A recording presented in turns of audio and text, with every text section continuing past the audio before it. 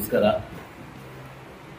ಏನಿವತ್ತು ಮುಳಬಾಗಿಲು ತಾಲೂಕು ಶೃಂಗೇನಹಳ್ಳಿ ಗ್ರಾಮದಲ್ಲಿ ನಮ್ಮ ಜೆಡಿಎಸ್ ಪಕ್ಷದ ಹಿರಿಯ ಮುಖಂಡರಾಗಿರ್ತಕ್ಕಂಥ ನಮ್ಮ ಆನಂದ್ ರೆಡ್ಡಿಯವರ ಮೊಮ್ಮಗಳ ಒಂದು ಮುನೇಶ್ವರ ಒಂದು ಕಾರ್ಯಕ್ರಮವನ್ನು ಆಯೋಜನೆ ಮಾಡಿಕೊಂಡು ಈ ಕಾರ್ಯಕ್ರಮಕ್ಕೆ ಎಲ್ಲರನ್ನೂ ಕೂಡ ಪಕ್ಷಾತೀತವಾಗಿ ಕರೆದಿದ್ದು. ಹಾಗಾಗಿ ಈ ಒಂದು ಕಾರ್ಯಕ್ರಮಕ್ಕೆ ಬೆಳಗಿನಲ್ಲೂ ಕೂಡ ಒಳ್ಳೆ ಜನಸ್ತೋಮ ಬಂದು ಆ ಮಗುಗೆ ಆಶೀರ್ವಾದ ಮಾಡಿ ಹೋಗಿರ್ತಕ್ಕಂಥದ್ದು ಇಲ್ಲಿ ನಾವು ಗಮನಿಸಬೇಕಾಗ್ತಕ್ಕಂಥ ಒಂದು ವಿಚಾರ. ಈ ಒಂದು ಕಾರ್ಯಕ್ರಮಕ್ಕೆ ನಮ್ಮ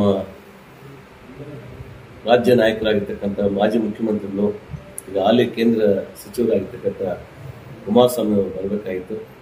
ಅವರ ಕಾರ್ಯನಿಮಿತ್ತ ಒಂದು ಕಾರ್ಯದ ಒಂದು ಒತ್ತಡದಿಂದ ಅವರು ಬರಲಿಕ್ಕಾಗಲಿಲ್ಲ.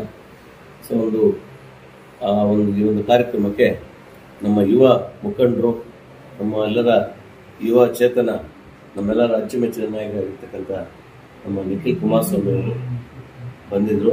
ಈ ಒಂದು ಕಾರ್ಯಕ್ರಮವನ್ನು ನಮ್ಮ ಗೌರವಾನ್ವಿತ ಶಾಸಕರಾಗಿರ್ತಕ್ಕಂಥ ಸಮೃದ್ಧಿ ಮಂಜು ಅವರು, ನಮ್ಮ ಪಕ್ಷದ ಅಧ್ಯಕ್ಷರಾಗಿರ್ತಕ್ಕಂಥ ಕಾಡೇನಹಳ್ಳಿ ನಾಗರಾಜ್ ಅವರು, ನಮ್ಮ ಪಕ್ಷದ ಪ್ರಧಾನ ಕಾರ್ಯದರ್ಶಿಯಾಗಿರ್ತಕ್ಕಂಥ ಜಗತ್ ರೆಡ್ಡಿ ಅವರು, ನಮ್ಮ ಕೋಚಮೂಲ ನಿರ್ದೇಶಕರಾಗಿರ್ತಕ್ಕಂಥ ಸಾಮೇಗೌಡರು, ನಮ್ಮ ಮತ್ತೋರ್ವ ಮುಖಂಡರಾಗಿರ್ತಕ್ಕಂಥ ಮುಳ್ಳಿಯವರು, ಮತ್ತು ನಮ್ಮ ಗೊಲ್ಲಳ್ಳಿ ಪ್ರಭಾಕರ್ ಅವರು, ಮತ್ತು ಜಗದೀಶ್ ಅವರು, ಮತ್ತು ಅನೇಕ ಜನ ಒಂದು ನಮ್ಮ ಪಕ್ಷದ ಮುಖಂಡರುಗಳು ಒಂದು ಕಾರ್ಯಕ್ರಮಕ್ಕೆ ಯಥೇಚ್ಛವಾಗಿ ಬಂದು ಬೆಳಗಿನಿಂದಲೂ ಕೂಡ ಆನಂದ್ ರೆಡ್ಡಿ ಅವರಿಗೆ ಒಂದು ಸಾಥನ್ನು ಕೊಟ್ಟು, ಈಗಲೂ ಕೂಡ ನಮ್ಮ ರಾಜೀವರಾಗ್ಬೋದು, ಇನ್ನು ನಮ್ಮ ವರ್ಧಣ್ಣ, ಇನ್ನು ನಮ್ಮ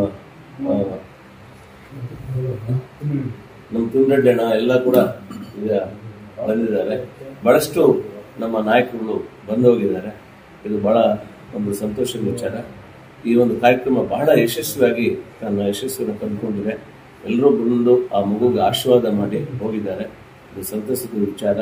ಆ ಮಗು ಒಂದು ಅಷ್ಟೈಶ್ವರ ಆರೋಗ್ಯದಿಂದ ಯಾವಾಗಲೂ ಚೆನ್ನಾಗಿರಲಿ ಅಂತ ಆಶಿಸ್ತಾ, ಮತ್ತು ಈ ಒಂದು ಕುಟುಂಬ ಏನಿದೆ, ಆನಂದ್ ರೆಡ್ಡಿ ಅವರ ಕುಟುಂಬ ನಿಜವಾಗ್ಲೂ ಕೂಡ ಒಂದು ನಮ್ಮ ಪಕ್ಷದ ಜೊತೆಗೆ ಒಂದು ಒಳ್ಳೆಯ ಒಂದು ಅವಿನಾಭಾವ ಸಂಬಂಧ ಇಟ್ಕೊಂಡಿರ್ತಕ್ಕಂಥವ್ರು ಆನಂದ್ ರೆಡ್ಡಿ ಅವರು.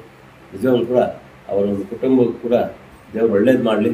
ಯಾವತ್ತೂ ಕೂಡ ಇದೇ ರೀತಿ ಅವರ ಕುಟುಂಬ ಒಂದು ನಗ್ನಗ್ತಾ ಇರಬೇಕು ಅಂತ ಹೇಳ್ತಾ, ಆ ಭಗವಂತ ಎಲ್ಲ ಈ ಒಂದು ಕುಟುಂಬಕ್ಕೆ ಅಷ್ಟೈಶ್ವರ ಆರೋಗ್ಯ ಕೊಟ್ಟು ಚೆನ್ನಾಗಿಟ್ಟಿರಲಿ ಅಂತ ಕೂಡ ಭಗವಂತನನ್ನು ಪ್ರಾರ್ಥಿಸಿ ನಾನು ಮಾತನಾಡ್ತೀನಿ.